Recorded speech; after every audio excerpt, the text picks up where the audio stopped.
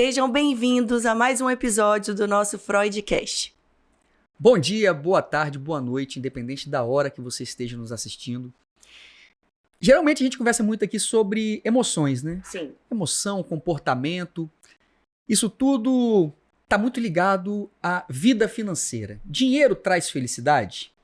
Então, para isso, hoje, não fala sobre dinheiro especificamente, mas sobre inteligência financeira. Trouxemos André Mota, da Valor Investimento, sócio da Valor Investimento, para conversar um pouquinho sobre inteligência financeira, que está muito ligada à nossa emoção, à nossa felicidade, ao nosso dia a dia, à nossa paz como família, como ser humano. Então seja bem-vindo. Estamos aí para explanar um pouquinho desse assunto tão importante e que muitas vezes fica de lado, como se fosse uma coisa muito importante, até por nossas crenças que a gente traz desde sempre, aquela coisa de dinheiro, a importância, com quem ganha dinheiro não é certo, tá sempre fazendo uma coisa errada.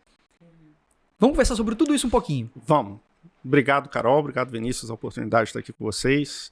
Esse é um assunto que eu gosto muito, sim, porque pode parecer que não, mas finanças é pura emoção. Economia e finanças é pura emoção. São duas ciências. A finanças é relativamente nova, né? A economia já tem mais um tempo aí. O arcabouço de finanças ele é desenvolvido a partir dos anos 50 e ele precisa ter uma premissa de que todos são racionais. Porque, claro, como é que você vai desenvolver teorias em cima de algo que é racional? Não dá. E, na maior parte do tempo, sim, todos são racionais.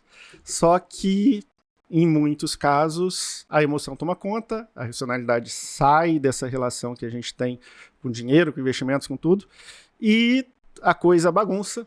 E aí a gente vê grandes crises internacionais acontecendo, como foi 2008 nos Estados Unidos, né, e outros casos aí que tudo envolve isso, né? A nossa relação com dinheiro é uma relação muito emocional, né? Então não tem como, quando a gente fala de finanças, quando a gente fala de economia, não tem emoção no meio. A gente vive num país com grandes problemas financeiros da população. Além do problema financeiro, vem o problema da educação, a falta de conhecimento. Quando a pessoa não tem conhecimento, não é que a pessoa não faz aquilo porque ela não quer, é porque ela realmente não sabe que existe. Então, a educação financeira em si é uma coisa muito necessária para que você tenha a paz financeira de uma família. E muitas vezes, quando você olha essa situação financeira, a questão do impulso, a questão do dinheiro fácil também, às vezes permeia esse caminho. Esses dias agora, né, pouco tempo, aconteceu um caso de jogador de futebol do Palmeiras, que vieram com propostas de ganho fácil. Pega seu salário aqui, você vai investir 6 milhões, você vai ter um ganho de 5%, de 6% ao mês, se não me engano, prometeram para eles, porque a gente tem pedras como garantia, e não sei o que, foi uma coisa meio de impulso. O cara olhou aqui e falou assim, nossa, eu vou ganhar muito dinheiro, no impulso, Não é um cara sem conhecimento, o cara que fez esse investimento. É um cara até com certo nível, se você olhar as entrevistas dele, é um cara com a capacidade intelectual, cognitiva, muito à frente até da grande média dos jogadores. Mas o impulso, a emoção de vou ganhar muito dinheiro, vou aumentar meu patrimônio para cuidar da minha família bem, das minhas gerações, que foi esse o intuito dele. Ele falou, eu quis investir para ganhar, para proteger a minha família no futuro, de quando eu parar de jogar, porque a minha carreira é curta, então eu tinha que ganhar muito dinheiro tal. Se deu mal, perdeu milhões de reais por esse investimento feito no impulso com promessas de ganhos estratosféricos. E é o que acontece muito, que a gente vê aqui no Brasil, até muito em razão da falta de educação da população, da grande população brasileira, né? Em economia tem uma máxima, eu não lembro bem quem é o autor, se é o Paul Krugman, mas there is no free lunch. Não existe almoço grátis. E a gente está sempre procurando um almoço grátis. A gente está sempre procurando um atalho, que foi o que ele faz, é o que a gente fala. Não existem atalhos, mas as pessoas procuram atalhos o tempo todo. E agora está voltando de novo, o Bitcoin voltou a valorizar forte aí nos últimos meses, depois de um período de baixa, e voltam as promessas de ganhos fáceis investindo em criptoativos, coisas desse tipo, que na verdade são... O investimento em si é uma questão de risco e retorno. Como você tem um risco grande do Bitcoin em determinado momento perder muito valor, igual aconteceu alguns anos atrás, você tem o risco dele ganhar muito valor. E Nesse caso, não foi especificamente, mas na outra onda a gente viu muita pirâmide financeira. Inclusive aqui no Espírito Santo tinha um Traders Group, eu acho que a Polícia Federal pegou lá em Parque Residencial Laranjeiras depois, que prometem esses tipos de retornos. E o ser humano acaba ficando seduzido por esse atalho, né? Do ganho fácil, de tentar antecipar, né, retornos que vão estar lá no presente.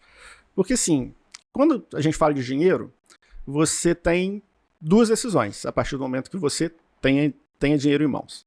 A primeira é consumir, a segunda é poupar. Consumir é o quê? Prazer. Consumo é prazer, né? Então, qualquer tipo de consumo, né? Você tem desejo de comprar uma roupa, uma bolsa, de jantar no restaurante, de fazer uma viagem, isso tudo é consumo, isso tudo é prazer. Então, a partir do momento que você satisfaz suas necessidades básicas, né, ali de alimentação, segurança, sobrou alguma coisa, você vai ter essa decisão para tomar. A outra é poupar. O que é poupar? Antecipar o prazer. Jogar o prazer para frente. E aí, né? O brasileiro, nesse ponto, se aproxima muito do americano, né? A gente não tem nenhuma cultura de poupança. A gente tem a cultura de gastos. E talvez isso venha porque o nosso sistema previdenciário, quando ele surgiu, ele era muito generoso. A geração ainda dos nossos pais tem aposentadorias boas. Assim. É difícil você ver um idoso no Brasil hoje, de classe média ali, que tem uma condição ruim. A nossa geração não vai ter isso. E ninguém se atentou para isso ainda. Porque com as reformas que aconteceram, como funciona aqui no Brasil, né? Uma geração financia a aposentadoria da geração seguinte. Como o Brasil, há 30 anos atrás, era um país muito jovem, você tinha poucos idosos e muitos jovens para financiar esses idosos. Agora a nossa curva demográfica inverteu.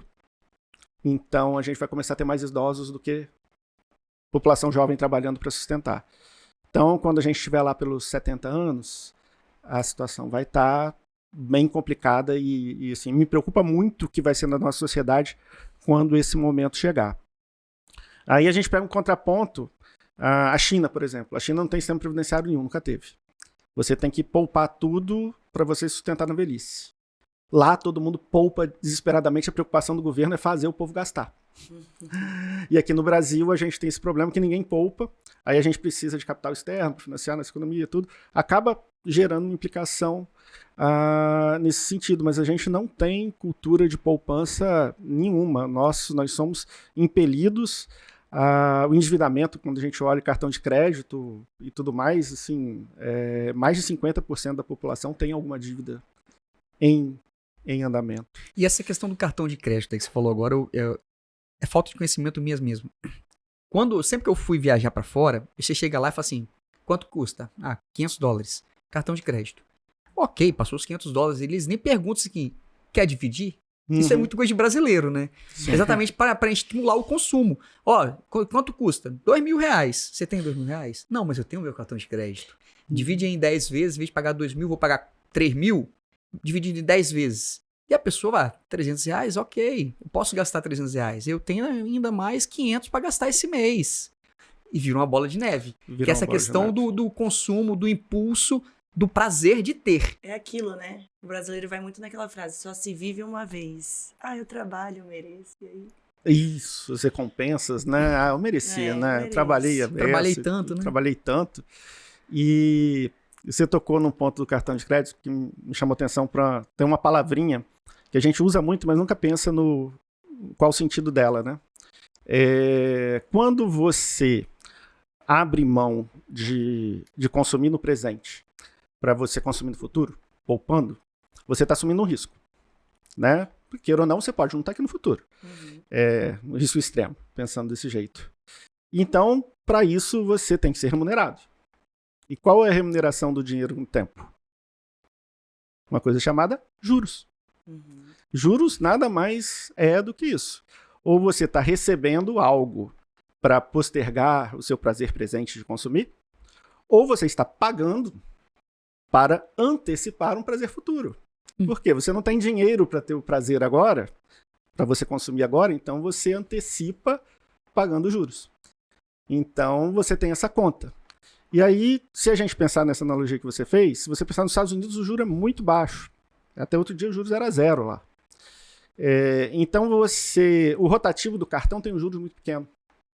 Então você não precisa fazer esse parcelamento. Aqui no Brasil a gente tem esses juros absurdos, justamente por quê? Porque a população poupa pouco.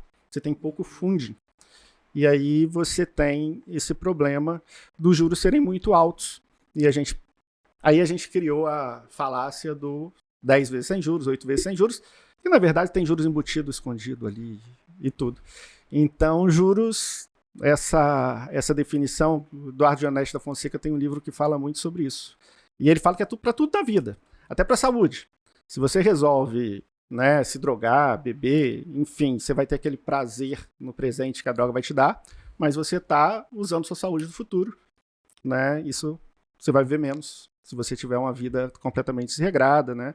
Em relação à atividade física e tudo mais. Essa coisa de você antecipar e postergar os prazeres aí que a gente tem. Sim. A questão da previdência, você falou, eu fiquei com uma pulga aqui atrás da orelha. Outro dia eu estava trabalhando e uma pessoa, mais ou menos da minha faixa etária, falou assim, eu estou fazendo as contas aqui para saber com quantos anos eu vou aposentar com a nova regra. E eu, de supetão, falei para ela assim, cara, esquece essa conta, porque até chegar a nossa vez de aposentar, quando a gente foi idoso, lá, 60, 70 anos, já vai ter tido uma outra reforma aí, porque essa aí é para quem tá no agora. Aí na frente, pô, tô com 38, até eu chegar aos 70, eu não tenho confiança que vai ser essa regra, vai ser outra, porque o sistema vai precisar mudar exatamente a questão matemática, porque a população vai envelhecer e vai ter que ter alguém para pagar. Então, na hora eu falei assim, quer saber? Eu não tô nem me preocupando com aposentar com previdência. E realmente, hoje, com o conhecimento que eu tenho, eu não conto em aposentar com a previdência social. Porque eu acho que é uma coisa meio ilusória. Acho que é até bom assim, a gente falar às vezes, não, trabalha aqui, em vez de você poupar, não sei o quê, vou trabalhar aqui com CLT porque eu tô preocupado com a minha previdência social. E as pessoas falam isso realmente com a visão dos nossos pais e dos nossos avós. Não, meu avô trabalhou, mas ele estaria aposentado recebendo o saláriozinho dele. Mas será que vai ser assim comigo? Será que ele na frente, para quem tem 30, 40 anos hoje, lá na frente, vai ser o que é hoje? Você falou que não, mas assim, eu não sei se vai ser a mesma regra, se até lá, provavelmente quem estuda isso, sabe, tem essa expectativa, ó, não vai, nem o que está hoje vai se manter. Vai ser outra possivelmente, porque isso aqui não se mantém hoje daqui 20 anos. Essa é uma questão bastante complexa, porque passa por muito do que é a nossa sociedade, o nosso sistema político. A tendência é que sim, que seja necessário uma outra reforma, endurecendo um pouco mais as regras. Tem um pouco também de como vai evoluir a nossa expectativa de vida, né? Se a gente passar a viver mais tempo aposentado, mais dinheiro, precisa de mais dinheiro para financiar a aposentadoria, né? Então, se hoje a pessoa... Porque você tem duas expectativas de vida. Uma, quando a criança nasce, ela tem uma expectativa de vida, não sei o número aqui, tá? Mas vou chutar. 70 anos. Só que, se essa criança chegou aos 60, a expectativa dela já sobe para 80 e alguma coisa. Então, quando a pessoa chega na idade de aposentar, a expectativa dela tá alta. E se isso vira 95, 100, né, a gente está passando por uma revolução aí no mundo, inteligência artificial chegando, o que isso vai representar de salto tecnológico aí para frente, né? Porque muito desse aumento de expectativa de vida que aconteceu aí nos últimos 30, 40 anos é de evolução da medicina, né? A medicina evoluiu muito em termos de exame, diagnóstico, medicamentos. A gente produziu uma vacina para a Covid em tempo recorde agora. E então, se a medicina continuar avançando e a gente continuar vivendo cada vez mais, vamos ter que trabalhar mais, porque não podemos ficar 30, 40 anos sendo sustentados pela geração que está vindo. Então, há uma chance grande da gente ter outra reforma, sim, e uma reforma mais dura que faça a gente trabalhar mais, se aposentar mais tarde ou ganhar menos, né, o teto. Hoje, antigamente você tinha lá a divisão de serviço público, hoje, né, todo mundo, se eu não me engano, R$ 7.800 é o teto, né? Quem consegue se aposentar recebendo teto? Pela regra, muito difícil. A pessoa tem que trabalhar 40 anos, tem que começar a trabalhar com 20 e pouquinho anos de idade, trabalhar até os 65 para conseguir se aposentar com teto, contribuindo no teto todos os anos. Então é bem pouco provável mesmo. E a gente tem essa é uma coisa que me preocupa, que, assim, até tentar trabalhar com os clientes lá na Valor, para atentar o pessoal, olha, né? Porque às vezes você pega um médico, um dentista, um advogado, um profissional liberal, que hoje tem uma renda legal, chegar lá na frente, vai chegar um momento de desacelerar, né? Então tem que poupar, gente, tem que poupar, porque lá na frente... É porque vai muito disso, a gente não pensa no tempo, né? A gente fala assim, a gente é muito imediatista, a gente quer o agora.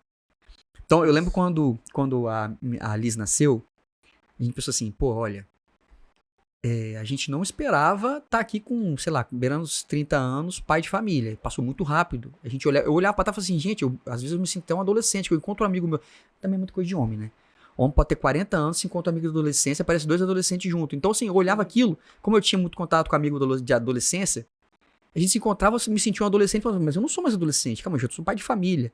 Então passou tão rápido que a gente começou a conversar sobre essa questão do tempo, assim, é muito rápido. Vamos nos programar para a educação da nossa filha? Tanto que a gente procurou a Valor, né, na época não era nem você, falou assim, o que a gente pode fazer pensando na nossa filha? E falaram, olha, faça uma previdência para sua filha desde que ela nasceu. Então, desde os 6 meses, a gente paga uma previdência, pouca coisa, mas paga uma previdência para ela, pensando não na aposentadoria dela, mas na educação dela.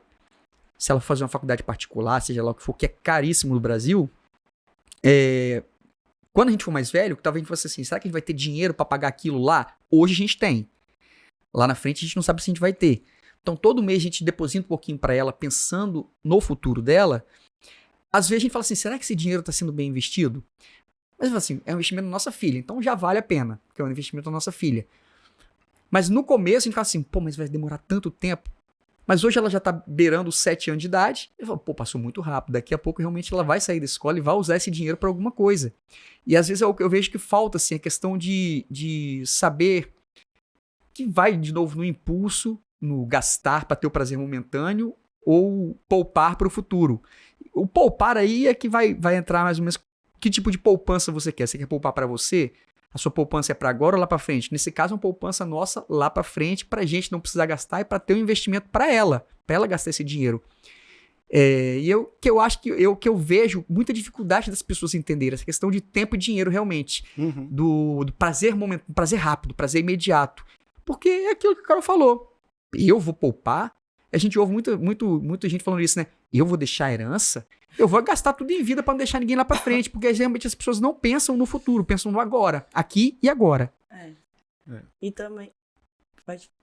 Não, pode concluir. E também tem a questão assim, eu até quero saber mesmo para praticar com meu filho. O que a gente pode fazer assim, nós enquanto pais, o que a gente pode ensinar para os nossos filhos desde criança?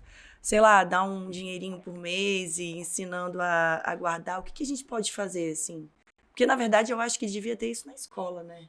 Educação financeira, né? Tinha que ter na escola, mas já que não tem, a gente tem que ir se virando. Uma coisa que é importante, assim, a criança tem que sentir que existe escassez, de alguma forma. Então, você pode administrar isso, praticar isso, dando uma mesada. Acabou a mesada, acabou. Você não... O resto do mês você não vai ter mais nada não, porque ele vai sentir a escassez na mão dele. Dependendo da idade, isso não fica tão prático. Então você vai praticar a escassez, você com ele mostrando que em determinados momentos, olha, agora não dá para você ter isso. Se a criança cresce sem sensação de escassez nenhuma, ela vira um adulto problema. Porque ela sempre vai achar que o pai está ali para suprir quando a escassez chegar. Então, é muito importante sentir essa necessidade. E aí você vai escolher, né? Isso vai variar de criança para criança, de família para família, onde você pratica essa escassez. Claro, você não quer ver seu filho sofrer. Sim. Eu tenho a filhinha também, não quero vê-la sofrer, mas vamos ter que saber a hora de dizer uns nãos ali, mostrar para ela, olha, não dá para você ter tudo, infelizmente. E que ela tem que conquistar as coisas. E outras coisas praticar o elogio a quem trabalha e conquista. Né?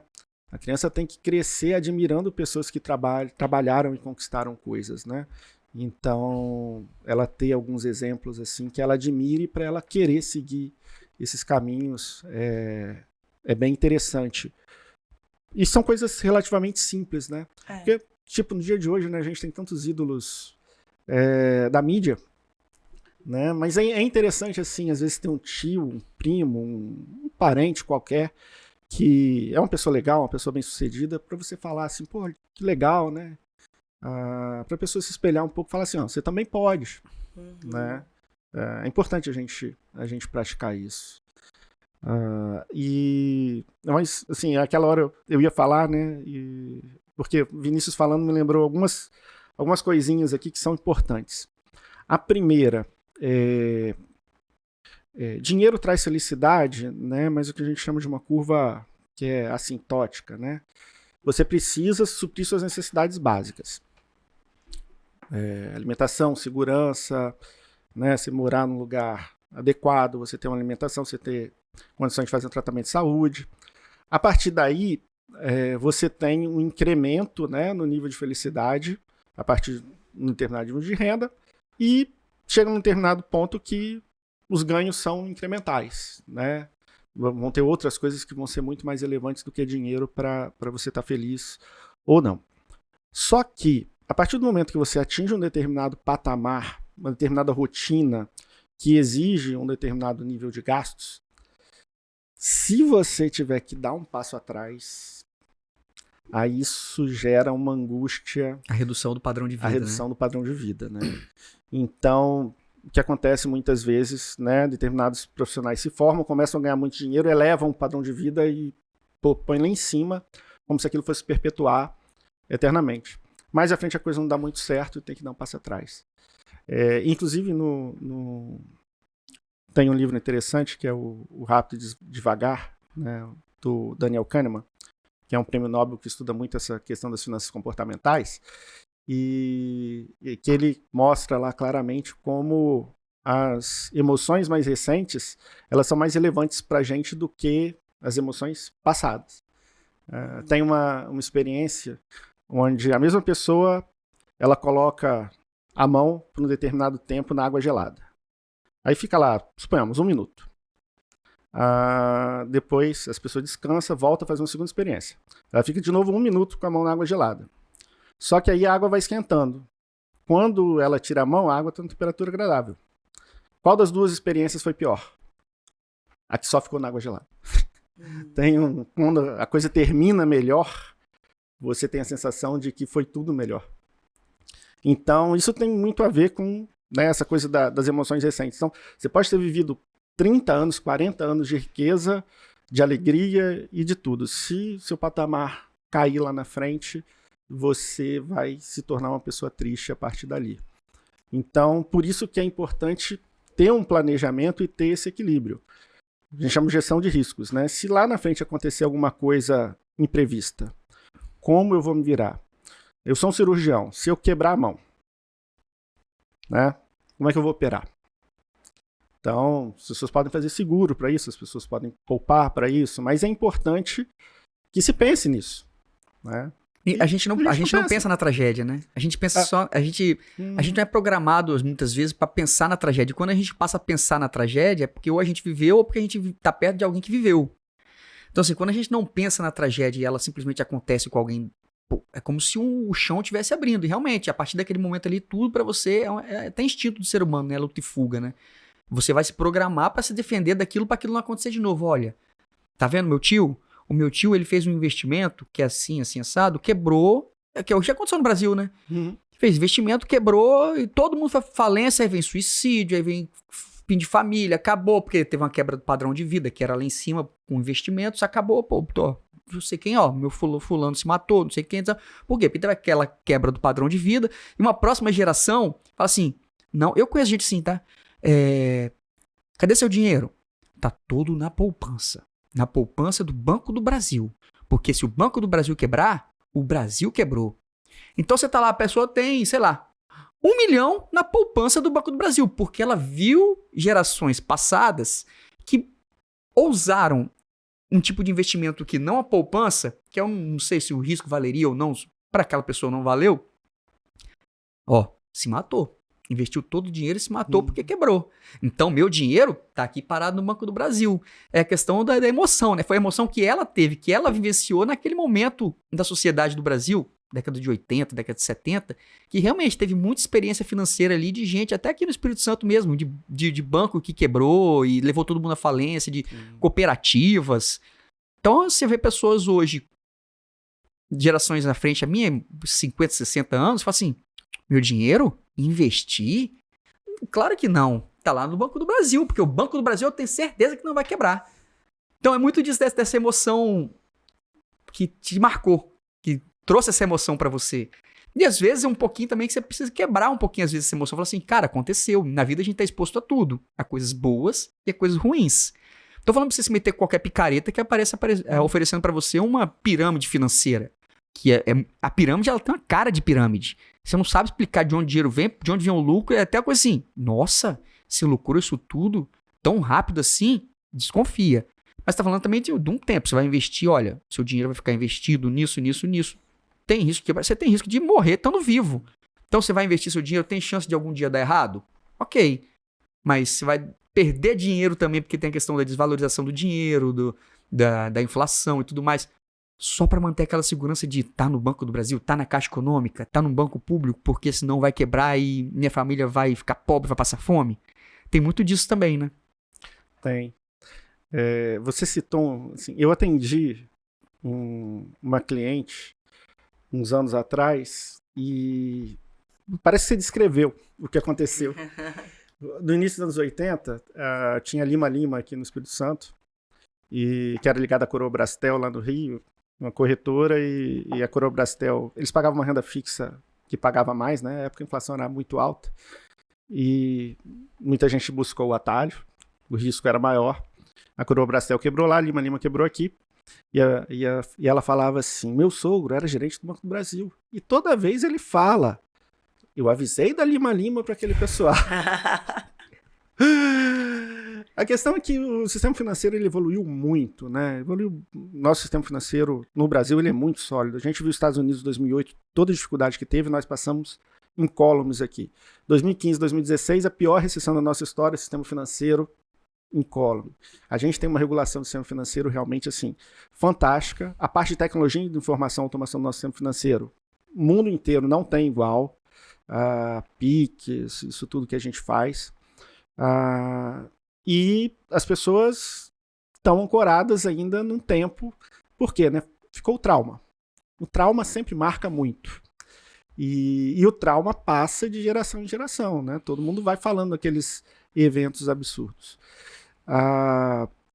Já os investimentos, aí, os atalhos, né? Falar uma coisa que eu não devia falar, não. Sim, o melhor investimento que você pode ter, entrar numa pirâmide financeira no início. Aí você vai ganhar. Aí você vai ganhar pra mostrar pra todo mundo que você tá ganhando. Ter, né? Aí você vai ganhar, aí seu amigo vai ver que você tá ganhando, você vai dizer pra ele que é bom pra ele entrar. Bom, claro que você não sabendo o que é uma pirâmide financeira, né? Você vai dizer que ele é bom pra ele entrar, se ele sair antes da pirâmide estourar, ele também vai ganhar dinheiro e você vai trazendo mais gente através dessas coisas.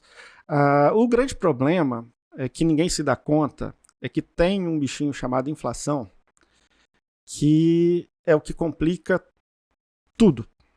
Mas complica tudo. Eu gosto de fazer umas contas assim, porque eu tenho isso muito vivo na minha cabeça. Quando minha mãe comprou o atual apartamento que ela mora, em 1997, em 27 anos, né? O valor do apartamento multiplicou por 20. Caramba. E eu encontrei com uma pessoa que comprou a casa que ela morava, ela vendeu a casa e comprou o apartamento, que a gente morava na época. E perguntei para ele assim, quanto vale a casa hoje? Está lá até hoje. Aí ele falou também, multiplicou por quase 20. Ou seja, o dinheiro ele perde valor no tempo. Aí você vai para a caderneta de poupança, é a aplicação financeira que paga menos. Ok, você está eliminando um teórico pequeno risco de outros problemas aí no mercado financeiro. Só que a inflação vai estar corroendo o poder aquisitivo. E nos últimos anos, a poupança, a caderneta de poupança, ela pagou menos do que a inflação. Então, na verdade, o tempo está passando, você está perdendo poder de compra com aquele dinheiro que está ficando ali. Você não, daqui a 10 anos, você não compra metade do que você comprava. Porque a gente tem parece que não, mas a juros compostos, a gente tem um nível de inflação que é bem razoável. Então, você tem que poupar e você tem que proteger o dinheiro da inflação. Porque senão, com o passar do tempo, você vai perder poder aquisitivo do mesmo jeito. E ninguém para fazer essa conta. O brasileiro tem uma ancoragem que é impressionante. 1% ao mês. Impressionante a quantidade de clientes que chega e fala assim, eu quero 1% ao mês. Agora os juros estavam altos, 1% ao mês voltou a ficar mole, né? Agora os juros começaram a cair. Tenho certeza que segundo semestre vai começar a chegar gente lá falando, o banco não está mais me dando 1% ao mês, eu preciso de 1% ao mês. Mas 1% ao mês não quer dizer nada, porque a inflação em 2022 foi 12%, foi 1% ao mês. Se você teve 1% ao mês... Você só não perdeu. Você só salvou a inflação. Salvou a inflação, né? Então, na verdade, você tem que ter ganhos acima da inflação. E ninguém para, né? O ideal seria que todo mundo parasse, fizesse um planejamento, fizesse conta, onde eu quero chegar, o que eu quero gastar, quanto eu vou precisar lá na frente da minha aposentadoria para eu viver, considerando a inflação daqui até lá. Ok, agora eu consigo organizar a minha vida, eu sei quanto eu posso gastar, eu sei quanto eu preciso poupar para eu não ter essa queda de padrão de vida acontecendo lá na frente, né? Para eu me sentir bem durante toda a caminhada, sabendo que eu estou fazendo certo. Então, quando você tem esse planejamento, que você sabe quanto você pode poupar, que aí você vai calcular quanto você precisa de retorno também, aí você vê a aplicação que você vai fazer. Nesse negócio do 1% ao mês, tem gente que vira e fala, mas André, isso que você está fazendo não está dando 1% ao mês. Aí eu falo, se eu for tomar risco para você, pode ser que a gente consiga ser 1% ao mês ou até mais. Mas você pode conseguir 0. Se você tiver 0, você está tendo hoje 0,7, 0,8. Se tiver 0, você vai ficar feliz? Você vai suportar? Ou você vai chegar para mim e falar, para tudo no meio do caminho e volta para o que estava andando 0,7, 0,8. Porque aí você vai perder dinheiro se você fizer isso. Então, tem muito essa coisa do atalho, da impaciência, da falta de planejamento, da ancoragem. E isso tudo é o quê? Tudo comportamental. E você falou de apartamento, de casa, que multiplicou, né, o valor. Por exemplo, uma pessoa que não tem uma família, que não tem uma moradia própria, né, e vive de aluguel. Vamos supor que essa pessoa ou recebeu um dinheiro ou juntou um dinheiro. Você acha que nessa situação, para essa família seria melhor comprar um apartamento ou continuar pagando aluguel e investir o restante do valor que ela juntou? Você acha que é importante uma família ter uma casa própria como segurança ou que essa segurança também pode vir do investimento? Essa é uma dúvida que eu sempre tive. Aí vai muito também do que a gente vê, essa questão do que a informação, que ela é importante, ela é necessária, com quem você se informa também. Porque o que a gente mais vê hoje é a crítica que eu sempre faço à rede social, não a informação, mas a rede social do jeito que ela é, do que você leva até a população a consumir. Porque tem muito coach hoje em dia, desses coach financeiro que se vê, é o que você mais vê em Instagram, que aparece aquelas patrocinado de 30 segundos, o cara fala, não tenha seu imóvel, aí você roda, tipo não, ó, é importante você ter seu imóvel, não sei o quê. E é uma chuva de informação que às vezes leva a um colapso mental de quem não tem informação nenhuma. Uma dessas assim, é essa coisa que a Carol fala. Eu já vi, por exemplo, eu não sigo porque não é uma coisa que eu quero consumir, mas eu já recebi patrocinado disso. Um falando, tenha sua casa própria. Olha, é importante você ter sua casa própria, mas invista aqui. O outro fala assim, não tenha, more de aluguel. Invista seu dinheiro. É importante essa informação também, como ela chega na população. Esse caso que eu coloquei aqui não é uma família que tem vários investimentos e que não vai fazer diferença. É o cidadão médio brasileiro. Exatamente. É importante sempre a gente pensar no incentivo da pessoa que está por trás falando aquilo, né? Se a pessoa quer te vender um consórcio, imobiliário... É o melhor programa do mundo. A melhor coisa do mundo é você ter, imóvel valoriza e tudo mais. Essa resposta... Vinícius até conversou comigo um tempo atrás sobre isso, sobre uma outra questão, que eu acho que vem à frente, né? A primeira é a escolha da casa própria.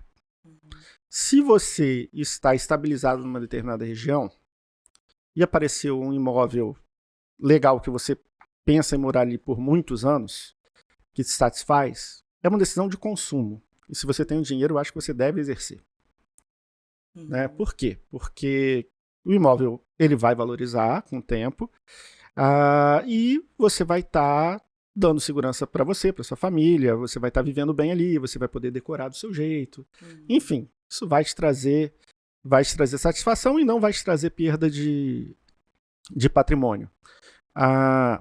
Se você acabou de se formar, se você não sabe onde você vai trabalhar, você está pensando em fazer concurso público, tem um monte de gente fazendo.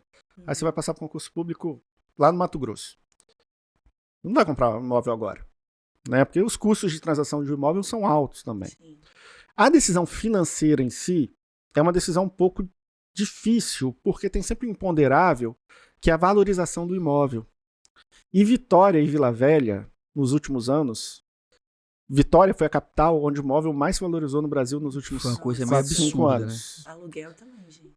Você olha São Paulo, com toda a pujança da economia, o imóvel valorizou lá em média 4% ao ano. Aqui em Vitória valorizou 20%. Então, agora, até onde esse ciclo vai? A gente não sabe. Porque também ficou uns 10 anos sem valorizar. Né? Então, tem aquele boom, depois para de valorizar de novo. Geralmente as pessoas compram quando...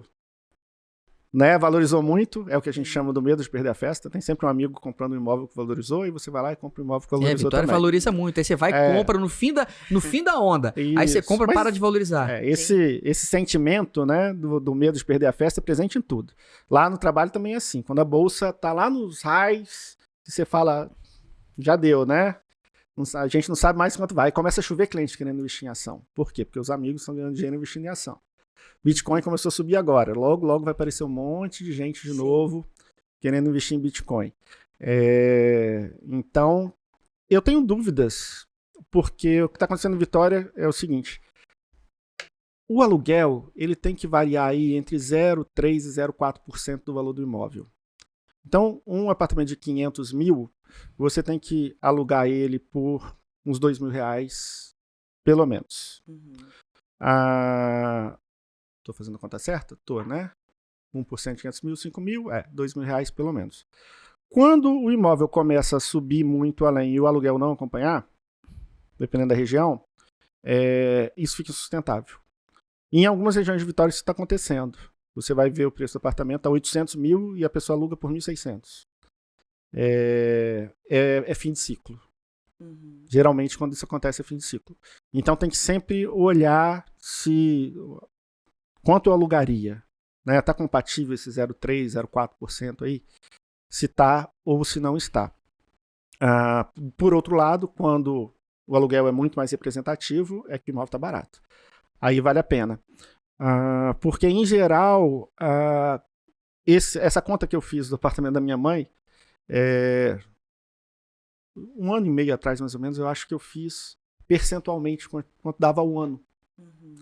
E parece que é muito, né? Mas é 13% ao ano. 13% ao ano foi que deu dinheiro na renda fixa comum, no mesmo período. Sim. Pode ser que esse 1 ano e meio de valorização a mais que teve agora deu um descolamento a juros compostos. Mas até 1 ano e meio atrás, 2 anos atrás, era 13% ao ano. Não era nada demais. Era o poder dos juros compostos no tempo ali. Aí você olha, foi um bom investimento? Foi um bom consumo. Ela morou muito bem durante esse tempo todo. Mas investimento não, porque você poderia estar numa aplicação com liquidez, você podia usar o dinheiro a hora que você quisesse. Imóvel para você vender tem custos, pagar corretor e tudo mais. Então, como investimento financeiro, não foi grande coisa. Por causa do custo de oportunidade que você tem de fazer comum. Mas foi uma boa escolha para a qualidade de vida dela. Foi uma ótima escolha para a qualidade de vida dela. Assim, arrependimento zero de ter feito o negócio na época. Então, a minha colocação sempre que quando um cliente fala, vou resgatar porque pintou um apartamento para comprar. É sempre isso. Pô, gostou do apartamento? Legal, lugar legal, vai morar, você vai se sentir bem? Faz isso mesmo. Compra, resgata o dinheiro, compra e vai viver. Você tem dinheiro para fazer isso. Né? Então, de acordo com o momento de vida da pessoa. O momento de vida de cada um. Agora, a pessoa tem que tomar cuidado hoje para não dar um passo maior do que a perna, né? Porque se você ficar poucas parcelas hoje de atraso, a justiça vai lá e seu imóvel vai a leilão e aí o prejuízo é grande. Então também não adianta ir no impulso, né? Aquela falsa ilusão do poder Naquela que falsa você não ilusão tem, de né? que eu vou conseguir pagar a prestação do financiamento e depois ter o atraso e ter o revés de ver o imóvel a leilão. Então tem que fazer as coisas bem pé no chão. Porque a gente vê também muita coisa assim, aquela questão do medo de perder, que você falou agora, né? Uhum. Medo de perder a barca, né? Você vê muita gente, meu amigo tá comprando não sei o quê. Não, se ele tá comprando, eu também posso comprar. Você não sabe qual é a realidade, né? O medo de perder, tem até um estudo da psicologia, né, que eu tava vendo outro dia, fala sobre essa questão do luto, de perder o que você nunca teve, né? Porque às vezes você vê todo mundo investindo em Bitcoin, todo mundo lucrou, você entrou, perdeu. Uhum. Então você entrou porque realmente você viu todo mundo lucrando, você ficou com medo de perder. Eu vi um estudo falando sobre um prêmio de loteria. Sabe quando você faz bolão? Pô, eu sofro disso. Não me chamem pra bolão, porque eu vou participar. Porque eu penso o seguinte, eu posso não te conhecer, se você assim, ei, tô com bolão, quer entrar bolão da loteria? Eu falo, me chamem pro bolão, porque eu vou entrar.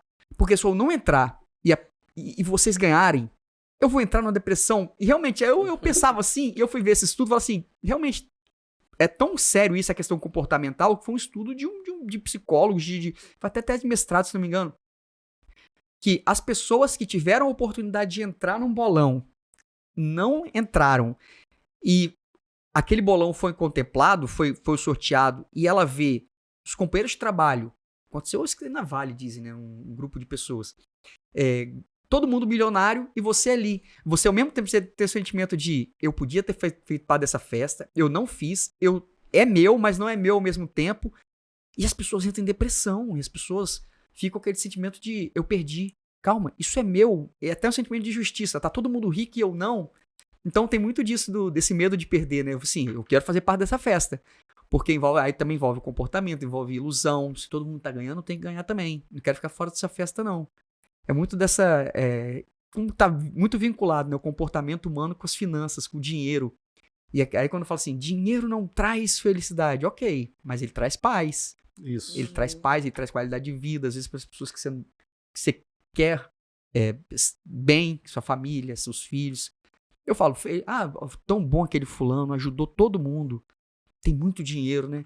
Eu falo, cara, feliz quem tem para ajudar, feliz quem tem para dar. Uhum. Eu queria pagar muito imposto, eu falo, olha, mas ele paga tanto imposto, queria eu pagar muito imposto, mais do que eu pago, né? Porque quanto mais imposto você tá pagando, quanto mais gente você tá ajudando, significa que você tá, né, bem ali. Muitas vezes. Dinheiro não traz felicidade, mas a falta dele traz infelicidade. Muita. Isso. Né? Isso aí não dá para fugir. Não dá para fugir disso. Tem um autor chamado Nassim Taleb. Ele trabalha no mercado financeiro lá nos Estados Unidos. Ele escreveu um livro que ficou famoso na época da crise chamado Cisne Negro. Mas tem um livro anterior dele chamado Iludidos pelo Acaso. Né? Você estava citando ali primeiro, assim, você só tem a referência dos que tiveram sucesso. Porque os que tiveram fracasso se escondem. Uhum. Então... Ninguém anuncia, né? Gente, Ninguém ó, quero anunciar anuncia. aqui, perdi tudo, tá? Investi, ó. Perdi! Não, você só vê gente que ganhou. Então... Peguei 10 empresas, as 10 foram lá em cima. E o resto, como é que fica? Então, tem muito isso. E a gente é muito influenciado, realmente. Ele cita uns casos no livro dele de operadores do mercado financeiro super bem-sucedidos, mas que por olharem um determinado colega que mora próximo, enfim, que eram mais bem-sucedidos, do tipo, o cara andava de Mercedes, não sei das quantas, o colega só andava de Lamborghini. O cara se sentiu um lixo. Por causa dessa questão das referências, né, de você sempre olha os casos de sucesso, que são poucos, e ele fala assim, a maioria dos casos de sucesso tem um fator de sorte envolvido. Uhum. Não pense que todas as pessoas de sucesso são mais habilidosas do que o normal, e não pense que todas as pessoas de fracasso são menos habilidosas que o normal. Ele fala que o acaso, tanto que o nome do livro é Iludidos pelo Acaso, o acaso tem aí um componente forte. Ele fala o seguinte, exponha-se a riscos de uma forma controlada. Em determinado momento, o acaso vai fazer um desses riscos positivos que você está exposto, fazer você ganhar dinheiro. É a tônica dele de como você deve levar a sua vida financeira. Aí tem um monte de controvérsia com ele aí e tudo mais, mas é uma coisa séria, é uma coisa presente. Hoje em dia, rede social, todo mundo só mostra a parte positiva. Uhum. Ninguém mostra a parte positiva. A parte negativa, todo mundo tá feliz na rede social, todo mundo tá ganhando na rede social, todo mundo tá com dinheiro na rede Ninguém social. mostra tristeza, né? Poucos mostram tristeza. E E os que mostram falam assim, nossa, que pessoa chata, né? Nossa, fazer Exato. pô, chorando, não sei o quê. Energia pesada. Que energia pesada, vou bloquear. E bloqueia, porque todo mundo só mostra realmente felicidade. É. E tem esse lado também. Tem um trabalho do Kahneman lá chamado Viés da Confirmação, que é o seguinte, você quer comprar um apartamento, você olhou lá, poxa, legal, vai ser bom. Aí você chega, André, tô pensando em comprar aquele apartamento. Se André fala, legal, o André é gente boa. Se André fala, você tá fazendo besteira, não compra não. André, Negativo, vou procurar outra opinião. chato. É, não, olha, que cara, tirando, que energia tal, negativa. energia Por isso que é bom fazer negativa. tudo sem falar com ninguém, só falar quando você fez. Porque se você for fulano, falar pra eu não fazer. Mas às vezes falaram pra não fazer, Uhum. uma crença de que, cara, ó, eu fiz, alguém fez, deu errado. É. Faz não. Óbvio que existe também a questão de inveja, mas, Uhum. mas tem essa questão do viés de confirmação As mesmo. pessoas pedem opinião. Querendo ouvir o que elas já querem se fazer. Exatamente. Não é querendo uma análise crítica para decidir melhor. Elas pedem opinião querendo a confirmação daquilo que elas já decidiram fazer. Mentiras sinceras me interessam, Isso. né? E aí no mercado financeiro a gente tem muito isso, né? A gente olha uma determinada empresa, pô, essa empresa, o preço da ação tá interessante, acho que eu vou comprar. Aí você começa a procurar relatório. Aí você acha um relatório que vai ao encontro daquilo que você tá pensando, tá vendo? Não, aí você Pronto, vai eu achei o que eu queria. e pronto. Você No direito a gente tem muito disso, né? Aí o papel aceita qualquer coisa, né? Aí chega um cara lá, pô, tem uma jurisprudência aqui que fala exatamente isso. Eu sempre falo assim, cara, jurisprudência vai ter pra todo lado. Então, assim, você chega com uma, você chega com outra, o outro chega com uma, e aí, qual que a gente vai seguir? Depende de quem vai julgar. Ele pode escolher seguir a sua, pode escolher seguir a sua, mas é o viés de confirmação. O que eu tô pedindo, ó, já tem um julgado lá numa cidade que é lá no interior do Acre, que o juiz de lá entendeu isso, igualzinho que tô aqui em São Paulo, sendo que são circunstâncias completamente diferentes. O Brasil é um país continental, em São Paulo você vive uma realidade social, no interior do Acre você vive outra realidade social. Aí você pega um julgado do interior do Acre, da comunidade que aconteceu isso, mas é igual, não é? Não é igual, é semelhante, mas não é igual. Pode ser ali, faz igual, mas diferente. Aí você busca o viés de confirmação nessa situação, né? Não, mas esse amigo fez isso, deu certo. Os outros 10 fizeram, deu errado. Não, vou seguir esse aqui, porque esse aqui fala o que eu quero. E às vezes até ouvir o que você quer, né? Quem fala o que você não quer, você simplesmente começa a excluir. Não, ele falou que eu não quero ouvir porque não vale a pena pra mim. Mas deixa eu tocar num ponto aqui, que eu tenho muita curiosidade. Eu não me aprofundei no assunto na época, porque eu falei, cara, não é um assunto do meu interesse nesse momento, mas há um tempo atrás eu vi um deputado de algum estado, que eu não lembro qual, salvo engano, São Paulo, não tenho certeza, querendo tornar obrigatório nas escolas educação financeira. Ele queria colocar na grade curricular das escolas públicas de São Paulo. Porque uma coisa é quando a gente conversa de investir, de poupar e de fazer tudo isso, numa bolha de classe média. E o Brasil vai além da classe média e vai além dos poucos bilionários que tem por aí. A massa, ela é uma população que realmente é a corrida dos ratos. Eles trabalham para comer e para viver. Então, se você chegar para um cara hoje, por exemplo, o público que eu atendo no meu serviço público, se eu falar para um cara que trabalha, sei lá, de pedreiro, de sol a sol, para ganhar um salário mínimo, e eu falo para ele assim, ei, você tem que começar a poupar seu salário. Ele vai olhar para minha cara e vai tecer elogios à minha pessoa. E esse deputado, ele queria introduzir nas escolas públicas a questão da educação financeira. E a oposição a ele falava, olha, você quer trazer educação financeira para a população que não tem o que comer? Então, foi o raso que eu peguei da discussão. Não sei que fim levou, se tornou-se obrigatório ou se não se tornou obrigatório. Mas essa questão da educação financeira desde a base, porque a defesa da oposição era o seguinte, antes da educação financeira, a gente tem que dar uma educação, no mínimo, boa. Você vai querer ensinar a educação financeira para uma escola que não ensina bem matemática, português, história, geografia, que não tem professor, porque às vezes falta professor. Aí você quer botar educação financeira, aí fica aquela discussão. Você é um liberal? Ah, não, você é um comunista. Racionalmente falando assim, é uma coisa válida para a população mais pé no chão ali, mais trabalhador brasileiro? Essa questão da educação financeira? Eu concordo que, primeiro, a gente tem que ensinar português e matemática, né? Interpretação de texto, a gente vê os resultados aí nos exames PISA. Infelizmente, o Brasil está sempre lá embaixo, né? Os resultados são muito ruins. Eu lecionei na Multivix por 3 anos nos cursos superiores lá, e é preocupante, assim, o nível com que as pessoas estão chegando na faculdade hoje, em termos de raciocínio matemático e em termos de interpretação de texto. É só um adendo. Isso é realmente, eu trabalho com universitários. Minha equipe atual, eu estou levantando as mãos para os céus porque eles sabem ler e interpretar alguma coisa minimamente. A equipe que eu estou hoje é até boa, mas era um problema que eu vejo, até no próprio Poder Judiciário, que a gente trabalha com direito, a gente está com estagiários que não sabem ler. Não sabem ler, não estou falando uma coisa mecânica, né? Estou falando assim de juntar letras, A, B mais A, Bá. Isso é uma coisa mecânica. Se você é analfabeto? Não, eu sei que B, A, U, Bá, U. Sim. É mecânico. A questão aí é saber interpretar. E a gente está vivendo esse período realmente, não só das escolas públicas, de pessoas que ingressaram até um ensino superior, porque vem de escola problemática, essa questão do inglês, português, matemática, geografia, você sabe o simples. Aí vem esse debate da educação financeira. E aí, uma coisa precede a outra, porque você não vai conseguir educar financeiramente uma pessoa se ela não tem um bom nível de interpretação de texto e um bom conhecimento de matemática. E aí, por outro lado, se tivesse, seria ótimo. Agora, sobre qual contexto isso seria ministrado? Porque qual conteúdo dentro de educação financeira você vai colocar? Você pode ir para um caminho onde você vai expor muita coisa de errada que tem na nossa sociedade, no nosso sistema político, e aí seria ótimo, porque o jovem aprenderia a votar melhor também, a ter uma visão melhor da economia e de como tudo funciona.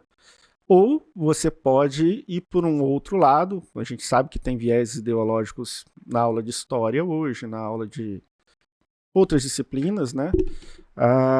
Onde você pode, de certa forma, vamos lá, né? Levar uma visão negativa da iniciativa privada, do empresariado, como a gente vê alguns exemplos acontecendo aí. Então, tem que ver assim, como isso seria ministrado. Porque essa questão ideológica, muitas vezes, ela tira uma visão sistêmica de um país como um todo, né? Acha que sim, que a questão econômica é uma coisa, que o meu voto é outra, que a empresa privada é uma coisa, que aí você separa por blocos e não bota isso como se fosse um sistema realmente, que uma coisa está diretamente ligada à outra, né? Vou dar um resumo aqui, sem tomar partido, tá? Assim, bem rápido, assim. Liberais, né, e não liberais, né, direita e esquerda, na área econômica. O liberal, ele entende que o indivíduo, ele é o grande responsável pelo seu sucesso. Então, dê uma educação de qualidade para esse indivíduo, dê saúde para esse indivíduo, segurança pública, e esse indivíduo corra atrás, faça acontecer. É o famoso eu te ensino a pescar, eu não te dou peixe. Isso. A esquerda entende o seguinte: nós temos problemas sociais hoje já existentes que você não vai conseguir, para a pessoa mais carente, dar a condição dela se virar sozinha. Então o Estado tem que estar o tempo todo atuando e provendo coisas, né, para essa parte da população. E aí vem os exageros de ambos os lados, né? Aí esse lado aqui começa a achar que empresário explora trabalhador, começa a achar que a coletividade resolve tudo, quando a gente viu que lá nos países da antiga União Soviética não deu certo o negócio, mas ainda continua insistindo que o negócio pode dar certo. E esse lado aqui começa a achar que o Estado não tem que fazer nada, que também é um erro. O Estado tem sim as suas responsabilidades. Então, assim, o Brasil hoje vive um misto, assim, né? E a gente criou uma polarização agora com os dois lados hoje, onde a gente não consegue. A gente precisava de um meio termo aí, né? Uma coisa mais, o pessoal fala, ao centro, nem zero Estado, nem 100% Estado resolvendo tudo, mão do Estado em tudo querendo dizer o que pode e o que não pode, nem tudo solto sem o Estado intervir, para a gente ter uma convergência. Mas, assim, o mais importante, no fim das contas, é que você tem que ter políticas públicas, e essas políticas públicas têm que ser eficazes. Por quê? Nós pagamos as políticas públicas com nossos impostos. E eu tenho certeza que 80% da população brasileira não tem noção de quanto paga de imposto e de quanto esse imposto que ela está pagando é desperdiçado. Né? Poderia ser melhor aplicado isso. Educação financeira seria excelente se desse ao jovem que está saindo da escola a noção do quanto ele vai pagar de imposto, quanto imposto é caro, quanto imposto é difícil e quanto esse imposto depois não retorna para ele e é desperdiçado com políticas públicas completamente ideológicas e ineficazes, que é o que tem acontecido no Brasil aí nos últimos, desde que eu me entendo por gente. A gente vê os dois lados o tempo todo guerrilhando e preocupados em atacar um ao outro e não em resolver o que realmente precisa ser resolvido, né? E quando você vai fora do extremo, né? Que tem aquele matiz de ou é preto ou é branco, você esquece o matiz de cores que tem no meio aqui. Então, quando você ousa um pouquinho não concordar nem com branco, nem com preto, quem daqui fala assim, não, você é um esquerdista. Aí o outro fala assim, não, mas você é um liberalzinho, não sei o quê. E eu, sempre quando uma pessoa fala isso pra mim, as pessoas falam, eu tenho gente da minha família que me acha que eu sou o mais vermelho dos comunistas. E eu tenho um grupo de amigos que me acha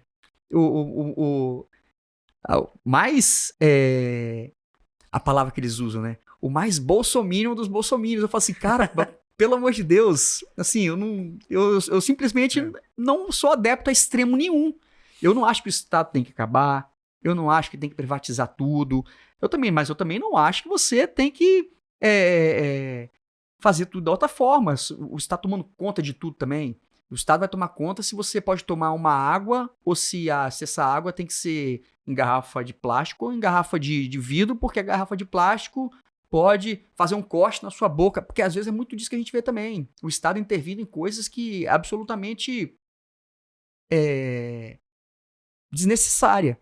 Aí você pega uma discussão tão importante, por exemplo, como a famosa uberização, que é um tema importante para o Estado debater, aí você joga de forma rasa com a população sem educação básica, que é, olha, tal empresa vai sair do Brasil se houver uma regulamentação. Mas também você não pode ficar ouvir os extremos. Quando você ouve os extremos e você deixa, né, você tomar conta pelos extremos, você não vai chegar a lugar nenhum. Porque você vai simplesmente ouvir o que é aquela questão daí do viés de confirmação. Não, tá vendo esse deputado aqui, tá vendo esse presidente aqui, tá vendo esse prefeito aqui? Ele tá falando tudo que eu falei pra você, então eu concordo com ele, ele é bom. Aí você ouve às vezes coisas que você concorda com o outro lado, mas você fala assim, não vou dar o braço a torcer não. Deixa eu continuar aqui nos que falaram isso aqui, eu vou continuar compartilhando só o que eles querem, que a rede social faz muito disso também, né? Você compartilha só o que você quer, aí você vai ver os comentários, um monte de comentário, é isso aí, 1000 comentários. Viu? Todo mundo concorda com ele, ó. Aqui, ó, tá todo mundo certo, só eu que tô errado? Não, tô certo, eu concordo com ele aqui, que é o viés de confirmação. Que é o que a gente tá passando, infelizmente, hoje, né? Ou se você é de um lado ou você é de outro. Você não pode pensar um pouquinho, calma, isso aqui é bom, isso aqui não é, isso aqui é bom. Vamos trabalhar para uma sociedade em comum como um sistema que um completa o outro, ele se encaixa. Sim. O básico do básico que todo mundo deveria ter é isso. Nos Estados Unidos, acho que as coisas funcionam porque eles levam tão a sério. Os Estados Unidos se tornou independente por causa dos impostos, né? Eles não queriam pagar lá os impostos para a Inglaterra. E então você tem uma pequena cidade lá do interior, tem lá a Câmara do que seriam os vereadores, né? Que decidem o orçamento público, quanto cada um está pagando, vai contratar não sei quem vai ganhar quanto. Por quê? Porque é o nosso dinheiro que está sendo gasto aqui. A gente quer que esse dinheiro seja bem gasto com o que realmente importa. E isso deveria ser o básico em qualquer país, em qualquer nação. Nós pagamos muito imposto. Seja o governo que esteja lá, seja de esquerda, seja de direita, gaste bem esse imposto. Mostre para a gente que está gastando bem. É o básico, é o zero. E aí fica essa briga. O problema em si não é o imposto, né? Como esse dinheiro vai pro ralo, né? A corrupção é o maior problema, na verdade. Eu li uma coluna um tempão atrás quando a polarização ainda era PSDB-PT, de um camarada lá do Rio, não lembro o nome dele agora, certo?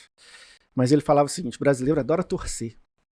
Brasileiro torce para futebol, brasileiro torce por escola de samba do Rio de Janeiro, brasileiro torce para o time do bairro, torce para um time de vôlei, enfim, brasileiro tem sempre que estar torcendo para alguma coisa. Até participante de Big Brother vira... Torce para participante de Big Brother, então ele torce para o político, é torcida, ele gosta do político igual ele gosta do time de futebol dele. Ele não avalia se o político está fazendo política pública boa ou não. Ele veste a camisa do partido, do político e... vai até o fim, né? E vai até o fim, né? Infelizmente, assim. Então, voltando à parte de educação, seria muito bom se a gente conseguisse que os jovens saíssem do ensino fundamental ali, do básico, com esse tipo de consciência. Mas aí a gente precisa ainda do degrau ali da matemática e da interpretação de textos que realmente tá muito aquém. Queria agradecer sua presença. Já acabou? Já acabou. Quando ela levanta a plaquinha ali 10 minutos, eu falo assim, gente, passou muito rápido. Mas é bom quando a gente não vê que o tempo passa assim, que a gente vê que foi produtivo, né? Com certeza, alguns temas a gente vai te chamar aqui de novo para conversar, porque é um tema que realmente é muito importante, a inteligência financeira, a educação financeira, que isso está diretamente vinculado à nossa saúde mental. Total. Eu tenho muito a aprender isso ainda. Então, a gente, com certeza, se for aceito o convite, voltará aqui para outros assuntos que você acha interessante trazer. Queria pedir para vocês compartilhar, curte a gente, passa para frente no nosso canal de YouTube, no nosso Instagram, porque quanto mais você passa para frente o nosso vídeo, mais vai chegar a algumas pessoas exatamente para a gente encher a rede social de informação. Não de informação rasa, mas de alguma informação que vai levar alguma coisa a alguém, agregar a vida das pessoas. Então, se você puder curtir, compartilhar, manda para outras pessoas. Ative o sininho. Ativa o sininho. Queria agradecer vocês que acompanharam a gente aqui. Voltaremos com mais temas interessantes e necessários. Agradecer mais uma vez, André. Obrigada por foi ter um vindo. Um prazer, uma satisfação, e as portas estão abertas. Sempre que chamarem, será um prazer voltar. O papo foi muito bom. Tamo junto. Valeu, pessoal. Beijo, até a próxima. Gente.